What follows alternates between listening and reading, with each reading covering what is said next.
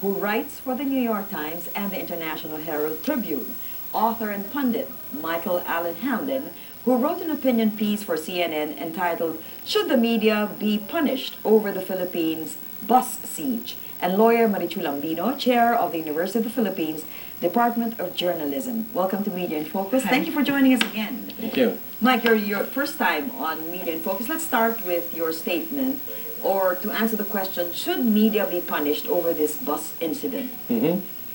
Well, the administration is fairly young. Knowing the landscape of what happened on August 23. The IIRC report itself did not even mention any criminal law or civil law against those who covered the incident. And in fact, it merely cited, it seriously cited certain provisions of the Code of Ethics of the Kapisanan ng mga Broadcasters sa Pilipinas, the KBP, namely a non-interference with a crisis situation and non-endangerment of lives. And then it went on to show how certain reporters and journalists cross that line. So it was very serious on that, but there was no implication that there were any legal provisions violated. I'm not about to help the fiscal in finding a law that will that they would use to prosecute journalists. But the guarantee of the freedom of the press, does that encompass everything to protect the press and people who are working as journalists? Yes, as in fact, the IIRC report cites the constitutional right to free speech, which encompasses all of those rights to gather information. However, it cautions against endangerment of lives in crisis situations. And while it hinted that the reporters those who interviewed the hostage taker live might have lent supporting words, they were in the context of the Code of Ethics. I didn't think there was any violation. There has to be, in my view, there has to be some, you have to establish criminal negligence on the part of the journalists who were, as I've been saying, if a journalist did something that directly resulted in the death of anybody, he should be held liable for it. Well, talking to the hostage taker.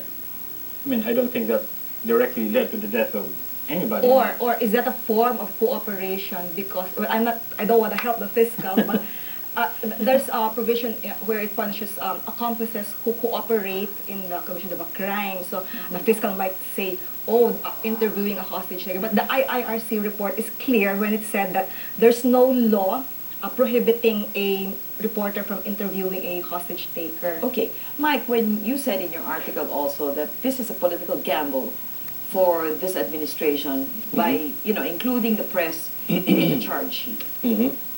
Well, I think it is an enormous political gamble, as we saw with the previous. Because if I remember correctly, ABS-CBN, GMA, they all came out with statements days after all this was. Well, the initial statements were we were just doing our job. Yeah, but subsequently, not a few days later, they said that we may have crossed some lines. The thing is, this was not highlighted very well. I think this got buried by the sheer emotion. Exactly, it's not visible. That story is not being seen.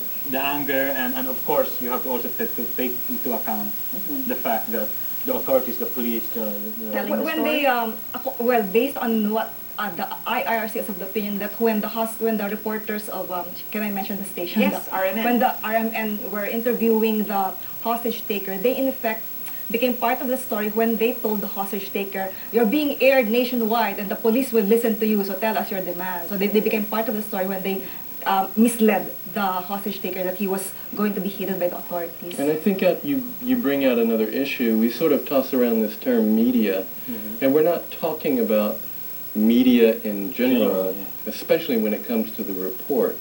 We're talking about specific individuals and specific organizations. Okay, do you think broadcast was more guilty of crossing that line as opposed to print and any other form of media, or Twitter or Facebook? I mean, these are part of the media landscape as we speak. It's the medium, basically, of broadcast that led us into this. I mean, it's the innate characteristic of podcast where you have to be there and all that. But going back to the point earlier, I mean, if you take a step hostage back. crisis. Still with us are Kaloy Conde of the New York Times, author and pundit Mike Allen Hamlin, and lawyer Marichu Lambino. before we went on the break, we talked about this perfect storm, which really came together to blow up in our faces as a nation, as a people, and as media. What has the effect of this perfect storm? What has it brought us to? Can I ask the crucial question? Henceforth, can we unify at the position on whether we will allow live media coverage of hostage-taking situations? I think we need to ask that question and try to unify and resolve that issue, because if we don't do that, some senator or legislator might come up with a law prohibiting all live media coverage of hostage-taking situations. So I'm wondering if the media organizations can unify and agree that henceforth this would be our guidelines in the live media coverage, or probably no live media coverage. You know, during the Senate hearing, Senator Hanasan said something like, media is overprotective of ourselves. No? It's like an old boys network, and we clump together when there's crisis, and then we split up to compete, to go back to competition. But what do we think? Should we allow live media coverage of hostage-taking situations? I think that's part of that's one of the key issues that's being resolved or being discussed now in the industry. Well, the guidelines are by the KBP. I think are pretty clear about that. As long when you non-endangerment of lives, non-interference. You don't telegraph interfere. You don't give out positions. Exactly. Those are all basically judgment issues. Well, they're also talking about judgment issues, right? If media committed ethical lapses, for example, it was not proper for them to be talking, but they talk. Can that be converted into criminal liability and ethical lapse in the performance of your job? If we do that, we would be infringing on certain editorial prerogatives, like reporting it live. So you're saying no? Prerogative. You'll be crossing the line and violating the media, the right to a free press. So we do see instances very frequently, actually, where governments or officials will go to media and say, this is the situation, and we need your cooperation for this period of time. Would have cooperated with such a request. Yes. There have been instances in the past. And that could be done legally. The president has enough commander-in-chief powers to use the NTC to instruct the media organizations to, hey, stop this news broadcast for a while. But that was never done. That was never exercised in this instance. I remember that in the time of Gloria, Mike Defensor would talk to the media organization. No, the thing about this is that media is getting a lot of flack because of what happened. But the really serious problem there is because nobody was there. I mean, in previous instances, media really was, very cooperative about certain things in covering crisis situations. Yes.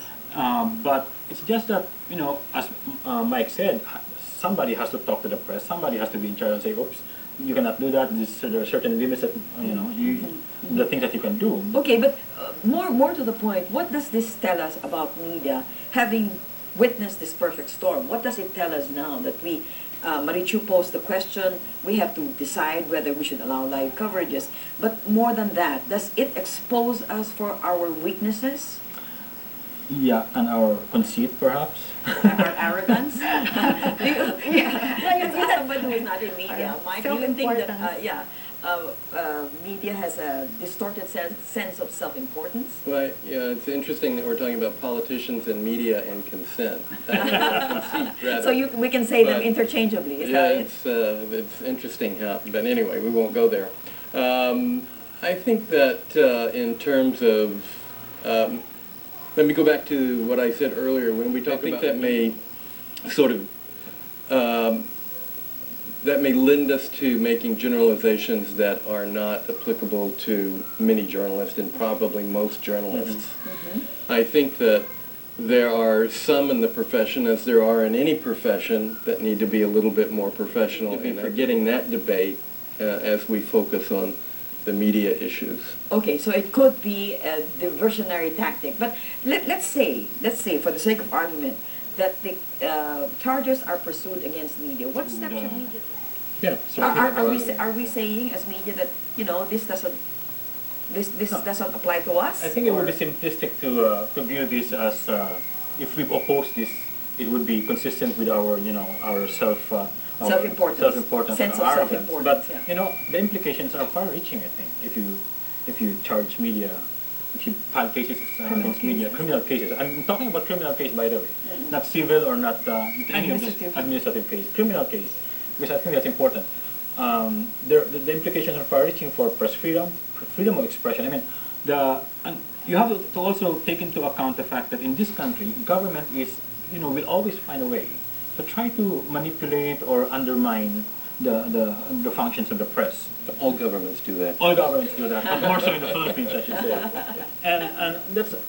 And you give them, and I think this is where the media should be very cognizant of the fact that they have to shape up. Otherwise, they will lose audience. You look at some of the comments, some of the things that Being with us, Thank you. Marichu and Kaloy. We hope you will continue this debate, and I'm sure it will rage long after this episode is done. I'm Checha Lazaro for Media in Focus. Thank you very much for joining us. We'll see you again next week. Good night.